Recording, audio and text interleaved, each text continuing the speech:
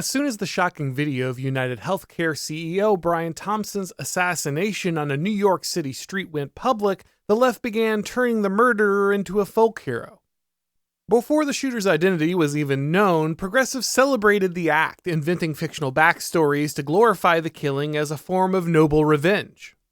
Now that Luigi Mangione has been apprehended, late-night comedians are swooning over him, and progressive fanatics are even tattooing his image on their bodies. The justification for this disturbing behavior is the claim of obscene profits made by corrupt healthcare companies. Yet these very same progressives attacked anyone who questioned the COVID-19 vaccine while pharmaceutical companies were making record profits.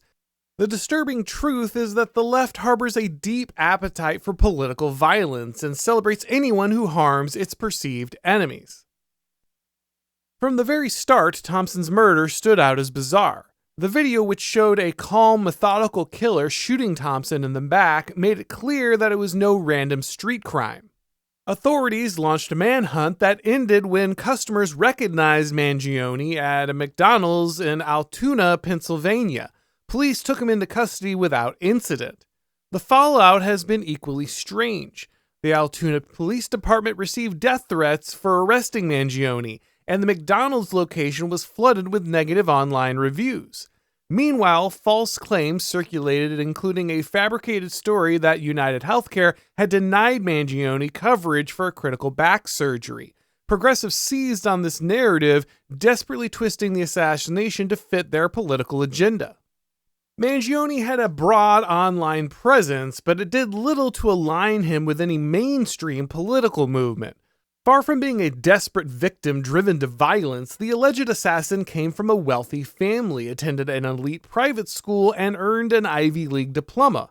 While Mangione harbored a deep hatred for the healthcare industry, he also appeared to have a general disdain for much of the modern world. Progressives may have cheered his alleged choice of targets, but Mangione hardly fits the image of a working-class revolutionary spurred to action by dire circumstances, no matter how much the left wishes to believe otherwise. Conservatives must recognize that one doesn't need to be a violent Marxist revolutionary to see that America's healthcare system is broken. Americans pay exorbitant amounts for healthcare. Companies in the industry are often predatory, constantly looking for ways to cut costs and deny coverage. The system itself is a bureaucratic nightmare, seemingly designed to frustrate patients into abandoning claims. Ballooning costs can destroy the financial future of anyone facing a medical emergency. Now, government interference in the industry and the added strain caused by large-scale illegal immigration as individuals use the system without contributing to it are major factors in this crisis.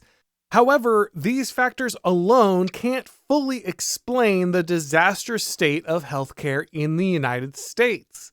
People are angry for a reason. If conservatives dismiss this frustration by labeling anyone who points out the problem a Marxist, they'll make a grave error. The problem isn't a lack of legitimate reasons to be angry with the state of the healthcare industry. The problem is that progressives use this grievance as a thin pretext for political violence. The left has no problem with healthcare corporations earning obscene profits when it serves a leftist agenda. During the pandemic, pharmaceutical companies pushed vaccines that failed to prevent infection or transmission and caused harm to some patients. These companies made record profits and were granted immunity from legal liability for any harm their products caused. Progressives never pushed back against these practices. Instead, they demonized anyone who questioned them. They tried to make vaccines mandatory, destroyed the careers of doctors who spoke out, censored medical facts, and smeared critics as science deniers. When journalist Christopher Rufo exposed footage of hospital officials boasting about profits from child transition surgeries that make patients dependent for life, progressives ignored it. They didn't turn on the healthcare establishment. Instead, they continued to push for the mutilation of children and attacked anyone who opposed their gender jihad. If conservatives resorted to violence against a doctor profiting from these surgeries or a pharmaceutical CEO earning money from faulty vaccines, the left would have immediately labeled them deranged terrorists. While real issues exist within the healthcare industry, the left holds no principled stance against providers or pharmaceutical companies profiting from misery. Progressives have no objection to corporations earning record profits or receiving legal protection after causing harm, as long as it serves their agenda. Let's be honest, for most of the left, morality boils down to hating whoever the media tells them to hate, with no concern for applying a consistent standard.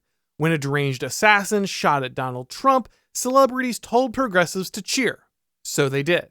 And when the CEO of UnitedHealthcare was assassinated, celebrities once again signaled progressives to cheer. And they did. It really is that simple.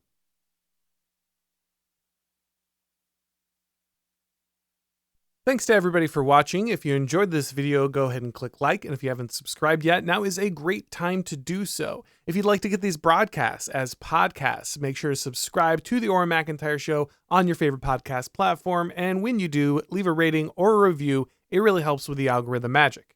If you'd like to follow me on Substack or Twitter or Gab or Instagram, if you'd like to watch these videos on Rumble or Odyssey, the links to do all of that are down below in the description. And if you want to pick up something for the Auron MacIntyre Show fan in your life, don't forget that there's new merch over at The Blaze. Go to shopblazemedia.com, click on the Auron MacIntyre collection, and you can pick something up there. Also, my book, The Total State, should be coming out on audiobook this week. So keep an eye out on Audible or wherever you get your audiobooks, and you can pick that up if you've been waiting to listen there. Thank you, everybody, for watching, and as always, I'll talk to you next time.